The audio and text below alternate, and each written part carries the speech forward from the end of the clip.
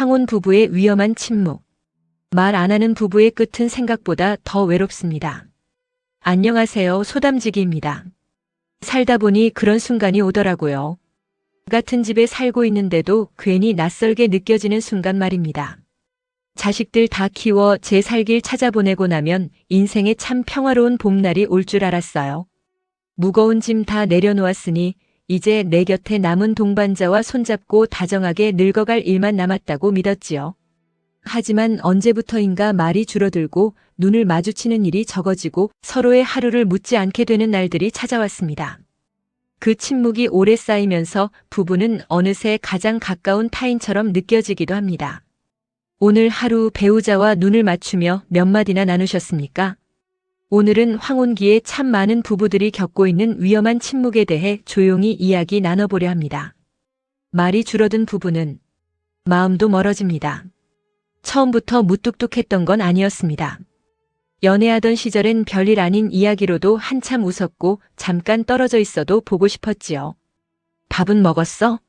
오늘 힘들지 않았어? 그 짧은 말 한마디에도 서로를 향한 따뜻한 마음이 가득 담겨 있었습니다. 그런데 세월이 흐르면서 부부는 점점 생활만 나누게 되더라고요. 우리는 흔히 나이 들어 갈등이 깊어지면 크게 소리내어 부딪히거나 깨지는 일만 걱정합니다.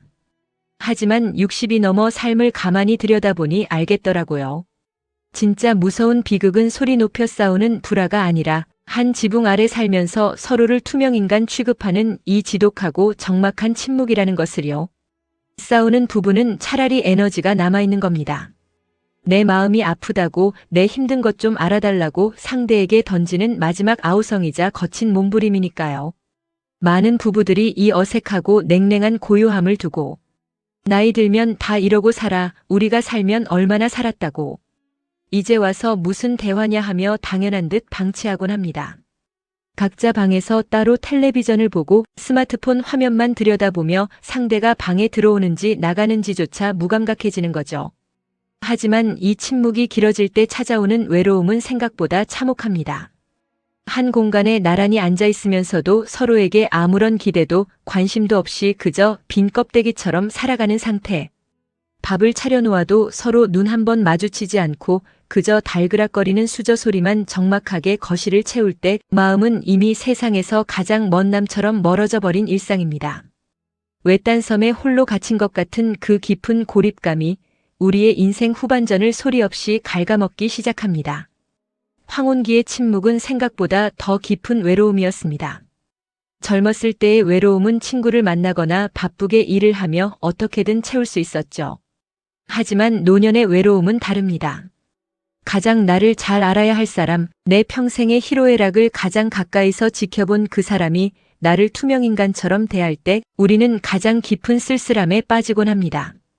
저 역시 그 쓸쓸한 터널을 걸어본 적이 있습니다. 문을 열고 들어오는 남편의 발소리에 오늘은 무슨 말을 건네볼까 기대했다가도 이내 무뚝뚝한 뒷모습을 보며 다시 입을 닫아버리던 날들.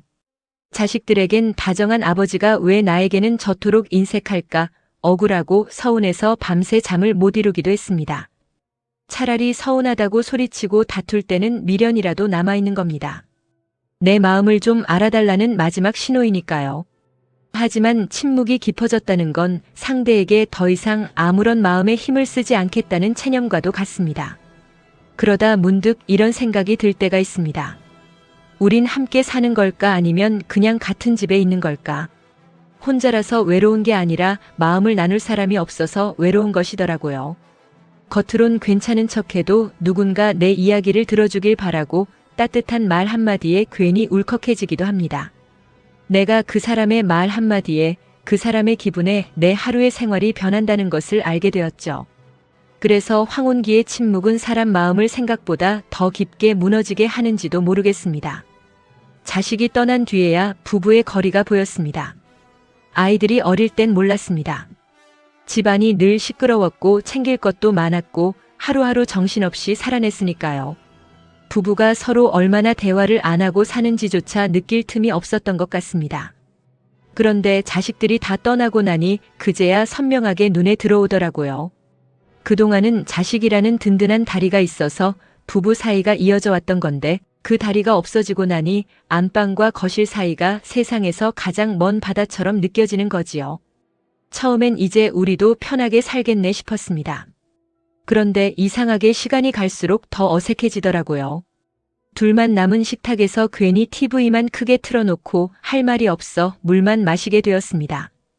같이 여행을 가도 각자 핸드폰만 바라보다 하루가 지나고 같은 공간에 있는데도 마음은 멀리 떨어져 있는 느낌이 들었습니다. 그러다 문득 그런 생각이 들더라고요. 우린 언제부터 이렇게 조용해졌을까? 부부는 원래 남이었는데 세월 속에서 가족이 되어갑니다. 그런데 정작 아이들만 바라보며 살아오다 보면 부부 둘만의 관계는 놓치게 되는 것 같습니다. 그래서 자식이 떠난 뒤에야 비로소 부부 사이의 거리가 보이기도 합니다. 하지만 아직 늦은 건 아닌 것 같습니다.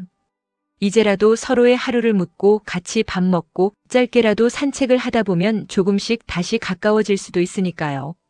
황혼기의 부부에게 필요한 건 거창한 사랑이 아니라 당신 오늘 어땠어?